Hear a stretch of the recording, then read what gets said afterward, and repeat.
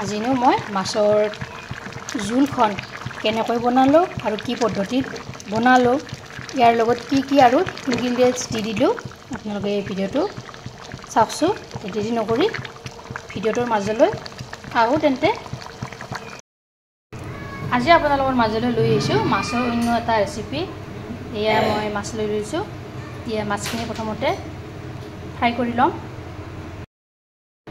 এয়া মাছখিনি মই ফ্ৰাই কৰি ললোঁ আজি মাছ বনাম এয়া ৰঙালাও আৰু আলু এনেদৰে কাটি লৈছোঁ চাই থাকক ভিডিঅ'টো সম্পূৰ্ণভাৱে আৰু স্ক্ৰিপ্ট নকৰাকৈ কেনেকৈ বনাম আৰু কি পদ্ধতিত বনাম ৰঙালাও আৰু আলুখিনি প্ৰথমতে মই কুকাৰ এটা লৈছোঁ কুকাৰটোত চিটি মাৰি ল'ম দুটা বা তিনিটা চিটি মাৰি ল'ম গেছটো মই অন কৰি ল'লোঁ তাৰপিছত কুকাৰটো এনেদৰে বহুৱাই দি দিলোঁ তাৰপিছত ৰঙালাও আৰু আলুখিনি ইয়াতে দি দিলোঁ ইয়াতে এতিয়া মই এয়া পানী দি দিছোঁ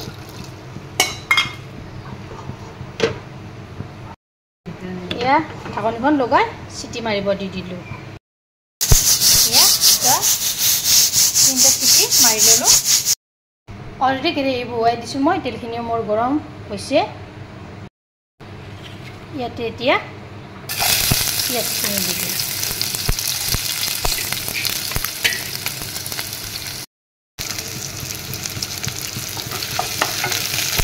অলপ পিঁয়াজখিনি মই গৰম হ'বলৈ দি এইফালে আকৌ দেখিছেনে ৰঙালাও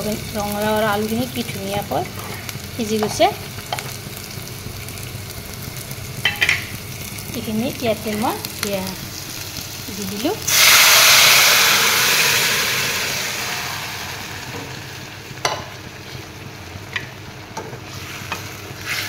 খুব সহজ পদ্ধতিত হয় এই তৰকাৰীটো বেছি সময়ও নালাগে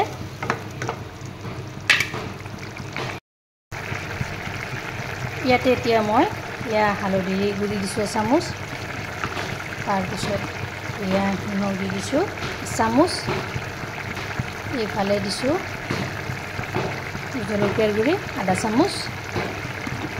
এইফালে দিছোঁ ধনিয়াৰ গুড়ি অলপ তাৰপিছত দি দিছোঁ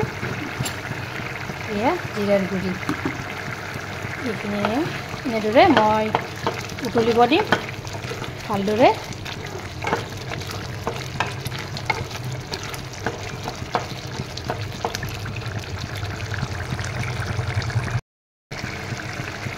ইয়াতে এতিয়া মই অলপ পানী এড কৰি দি দিছোঁ এইখিনি ভালদৰে উতলিব দিম প্ৰায় 10-15 মিনিটমান সময় তলপৰ কৰি লৰাই দিছোঁ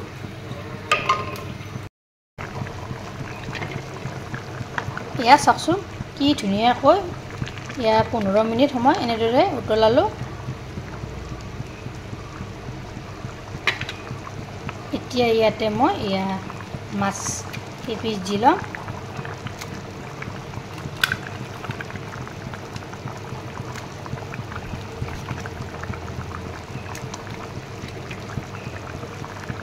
মাছেৰে সৈতেও আৰু মই কেইমিনিটমান সময় উতলাম তেতিয়া মাছৰ সোৱাদটো আহিব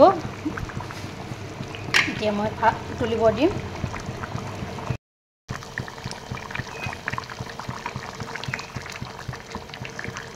মই